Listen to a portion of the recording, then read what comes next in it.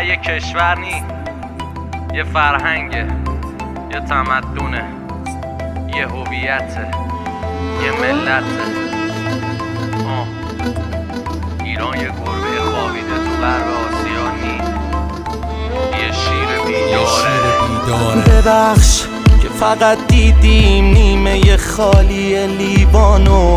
ببخش که نفهمیدیم معنی واقعی ایرانو، ببخش که نپرسیدیم احوال خونواده شهیدا رو، نه نمازو درست فهمیدیم، نه قرآن و نه ایمانو، ببخش که فکر گل زدن خودمون بودیم همه وقت بازی رو، پشت میزان نشستیم و رد شدیم امتحان سخت قاضی رو، جای این که پشت هم باشیم هر کدوم یه سازی رو خواستیم زدیم، یاد گرفتیم فقط چاپلوسی و